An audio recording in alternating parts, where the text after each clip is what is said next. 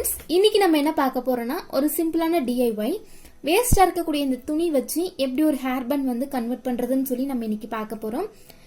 இது வந்து வேஸ்டா இருக்கக்கூடிய துணியில மட்டும் கிடையாது. இப்போ நம்ம ஒரு saree வந்து வியர் பண்றோம்னா அதுக்கு மேட்சா கூட நம்ம செஞ்சுக்கலாம். அந்த துணி பீஸ் எடுத்து நம்ம ஒரு ஹேர் பேண்டா வந்து கன்வெர்ட் பண்ணிக்கலாம். பார்க்க ரொம்ப அழகா இருக்கும். இன்னைக்கு நம்ம இதான் பார்க்க போறோம் ஃப்ரெண்ட்ஸ். வாங்க வீடியோக்குள்ள போய் பார்க்கலாம். இப்போ தேவையான பொருட்கள் பார்க்கலாம். இந்த மாதிரி துணி எடுத்துக்கோங்க. நீங்க எந்த துணி வேணாலும் யூஸ் பண்ணிக்கலாம். இதுக்கு அகலம் கூட அதிகமா தேவைப்படாது. இந்த அளவுக்கு இருந்தா கரெக்டா இருக்கும். இதுவே நீங்க சாரிக்கு மேட்சா வியர் பண்றீங்கன்னா ஜாக்கெட்லயோ இல்ல முந்திலயோ வந்து நீங்க துணி கட் பண்ணி எடுத்து வச்சு செஞ்சுக்கலாம். அதுக்கப்புறமா எலாஸ்டிக் இந்த மாதிரி உருட்டி வச்சிருப்பாங்க. இந்த மாதிரி எலாஸ்டிக் வாங்கிக்கோங்க. இது வந்து மீட்டர் 5 ரூபாய் 6 ரூபாய் அந்த ரேஞ்சில் இருக்கும். நான் 1 மீட்டர் வாங்கி வச்சிருக்கேன். இவ்வளவும் தேவைப்படாது. கொஞ்சமா கட் பண்ணி எடுக்க போறோம். உங்ககிட்ட எலாஸ்டிக் இல்லைன்னா இந்த மாதிரி ஹேர் பேண்ட் வந்து யூஸ் பண்ணிக்கலாம். இதுல வந்து முடிச்சு போட்டு வச்சிருப்பாங்க. ஸோ நீங்கள் அதை கலட்டிட்டு கூட இந்த ஹேர் பேண்ட் செய்யும் போது உள்ளே இன்செர்ட் பண்ணி யூஸ் பண்ணிக்கலாம். இவ்வளோதான் இதுக்கு தேவையான பொருட்கள். இப்போ எப்படி பண்ணுறதுன்னு ஸ்டெப் பை ஸ்டெப்பாக பார்க்கலாம். இப்போ இந்த மாதிரி ஒரு துணி வந்து எடுத்திருக்கேன். இந்த அளவுக்கு அகலமாக இருந்தால் உங்களுக்கு கரெக்டாக இருக்கும். இதுவே நம்ம தையல் போட்டுட்டு திருப்பும் போது பேண்ட் கொஞ்சம் சின்னதாக இருக்கும். உங்களுக்கு லாஸ்ட்டாக பார்க்கும்போது ஒரு ஐடியா வந்து கிடைக்கும். இப்போ என்ன பண்ண போறோம்னா இந்த மாதிரி திருப்பி வச்சு ஓரத்தில் ஒரே ஒரு தையல் போட்டுக்க போகிறோம். இந்த மாதிரி திருப்பி வச்சு ஓரத்தில் ஒரே ஒரு தையல் போட்டுக்க போகிறோம். நீங்கள் தையல் போடும்போது மேல் பக்கம் வந்து உள்பக்கமாக இருக்கணும். உள்பக்கம் பார்த்தீங்கன்னா மேலே இருக்கணும். அதாவது திருப்பி வச்சு தையல் போட்டுக்கணும். அவ்வளோதான். இப்போ பாருங்க, தையல் போட்டு முடிச்சாச்சு. ஓரத்தில் ஒரே ஒரு தையல் போட்டிருக்கோம். அவ்வளோதான்.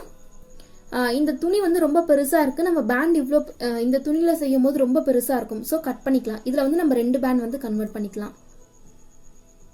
இப்போ ஈக்குவலாக வச்சு கட் பண்ணியாச்சு. இதுக்கப்புறம் நம்ம என்ன பண்ண போறோம்னா அதை வந்து திருப்பிக்க போறோம். நான் எப்படி திருப்புறேன்னு பாருங்க.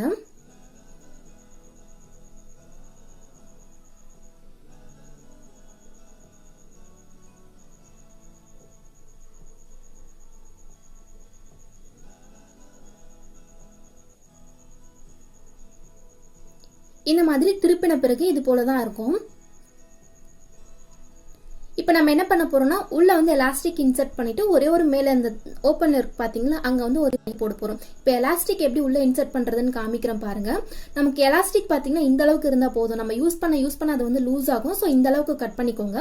ஃபர்ஸ்ட்ல டைட்டா இருந்துச்சுன்னா தான் நம்ம போக போக யூஸ் பண்ண பாத்தீங்கன்னா லூஸ் ஆகும். இந்த அளவுக்கு கட் பண்ணியிருக்கேன்.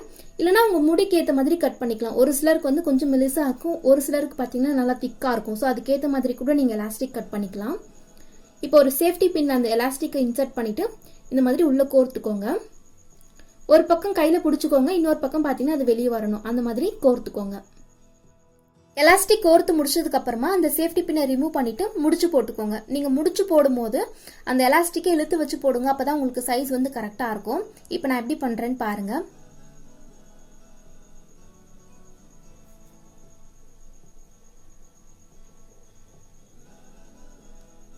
இப்போ முடிச்சு போட்டாச்சு. அந்த முடிச்சு பாத்தீங்கன்னா உள்பக்கமா போற மாதிரி மேல இருக்கக்கூடிய துணி வந்து அட்ஜஸ்ட் பண்ணிக்கோங்க. 2 பக்கமும் ஓப்பன் இருக்கு இல்லையா, இப்போ வந்து நம்ம அதை க்ளோஸ் பண்ண போறோம். ஸோ அந்த முடிச்சு வந்து உள்பக்கமா போற மாதிரி அட்ஜஸ்ட் பண்ணிக்கோங்க.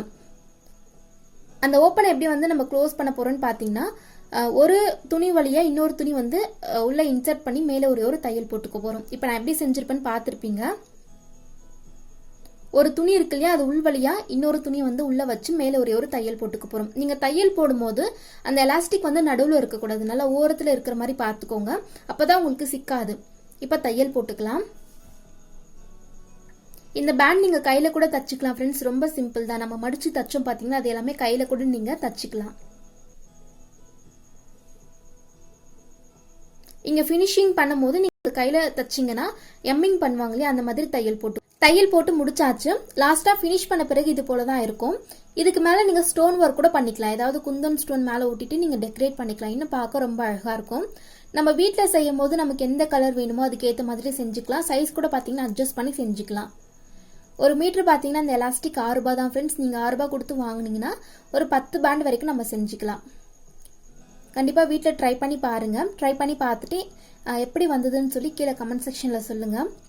அவ்வளவுதான் ஃப்ரெண்ட்ஸ். இந்த வீடியோ உங்களுக்கு பிடிச்சிருக்கும் அப்படின்னு நினைக்கிறேன். என்னோட வீடியோஸ் பிடிச்சிருந்தா மறக்காம சேனலுக்கு சப்ஸ்கிரைப் பண்ணிக்கோங்க. இது போல இன்னொரு வீடியோல பார்க்கலாம். தேங்க்ஸ் ஃபார் வாட்சிங்.